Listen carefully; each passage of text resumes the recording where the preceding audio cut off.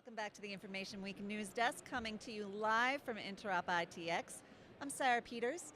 My next guest spoke today about fileless attacks, those malicious things that can be done without using malware at all. Chief Operations Officer and Head of Research at Triaging X, Vincent Weafer. Vincent, thank you so much for being here. You're very welcome. Good to be here. You're talking about one of my favorite topics, or you talked about it already. Yeah. So let's start first with just what are fileless attacks? Give us some examples of them. Okay, so what are fileless attacks and why do we care? So the very first reason we care is if we look at the industry data, it says fileless attacks are increasing at a rapid rate. They're basically evasion attacks. Rather than using malware to try and get inside your network, drop to disk, they're basically using exploits, staying in memory, or using tools we already have like PowerShell, PS script, etc., to try and execute their commands in your environment.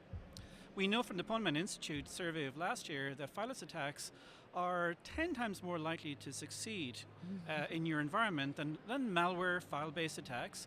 And 77% of our successful endpoint attacks were actually fileless last year. So we care a lot. We definitely care a lot. So because they are processes that are already familiar to us, they're already using things that look completely normal and not malicious at all, they're able then, I imagine, to slip under our usual defenses. What do we do about that? So there's actually a couple of different characteristics of fileless. One is living off the land, the dual use tools you just referred to, which is using things like PowerShell. These are ubiquitous across the enterprise. We use them all the time. Using PS exec, using other tools, even admin utility tools to try and find web traversal information. Now, how did it come in? Very typically the same as most attacks, like a phishing attack. A SQL ejects on a website, you get a phishing email, it loads into memory. It could be a malicious flash file, it could be an Office file. So there's a combination of script, there's fileless, as in staying in memory, as well as the ability to use some of these tools to try and propagate, exploit, and to gain traction in the environment. And they've also got the ability to stay persistent by staying in registry or memory hives, etc. So these are sophisticated attacks that tend to be very successful. And from the defender's point of view, you got to change your thinking. So for example, traditionally we might say, well, it's a signed Microsoft application, it can do no harm. Well, actually, if the script that's executing it or instantiating is malicious, it can do harm. So then you got to change your application control, you got to think about who's got usage of that, what's it executing, and trust becomes very context driven versus I'm giving you absolute trust based on the fact it's a signed executable. So I have two different thoughts going on in my head. First, you said that they're very sophisticated attacks, but at the same time, they're not using exceptionally complicated malware or something like that. They're actually sometimes using very simple bits of code, even command line code or things like that.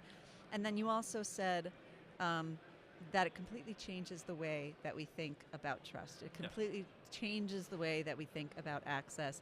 So how do we then get to know our environment differently, get to know our users differently, change our access controls? I mean, is that the right place to start? It really does come back to the basics around saying, first of all, if you're using endpoint security that's been deployed, let's say 2 years ago, chances are you don't have the next generation tools, things that can look in memory, exploit protection.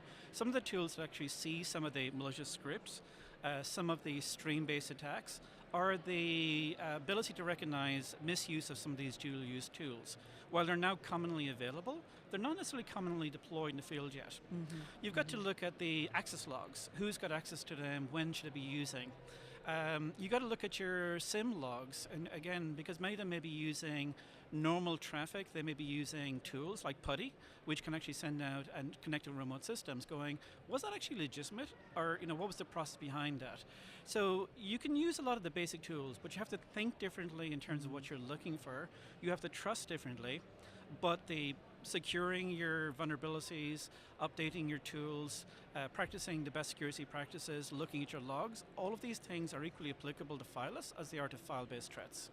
But it's some of the basic hygiene kind of things that we've never been really all that good, Exactly. good at. We tend to be Unfortunately, a yes, little it does go lazy. back to the basics, and it says you've got to do those things, but give yourself the right tools. So, for example, if you've got application control, you want to make sure it's a tool that doesn't ignore these tools, but can look at the right context around what's the sense you're looking at.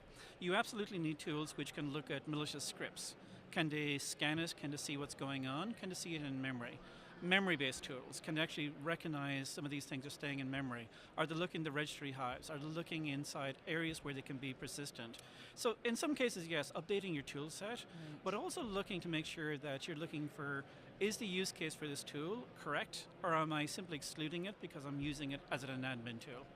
Got it. When you spoke today, did you get a sense from the audience that this was something that they were familiar with and just wanted to know more about, or that this was a completely brand new concept to a lot of them? Well, that's a really interesting question, because I often feel that vendors get far more excited with these type of techniques than real people do. In the sense of, when you say something like ransomware or e-currency miners, people kind of understand the concept. Whereas Phyllis is in many ways an evasion technique. It's something that's used to get around current security tools and techniques around us. So then part of my talk was to give them examples. Here's how it was used by a state actor in the case of, let's say, Dooku. Here's what was used by criminal gangs in the case of Carnabank and some of the techniques they've used. Here's what was used in NotPetya last year in terms of a ransomware attack. So once you start showing them examples of it used in the real world and the increase in activity and use of these tools, suddenly it kind of clicks towards, oh, then I actually care about this because here's what I care about in my environment. Well, I'm very glad then that we had you here to tell them all about it. You're very welcome. Thank you so much, Vincent. It's been a pleasure having you here and having you at Interop. Vincent Weafer. Now, don't you move a muscle unless you have a session to go to, in which case, hot-footed over there right now. The rest of you stick around. More News Desk after the break.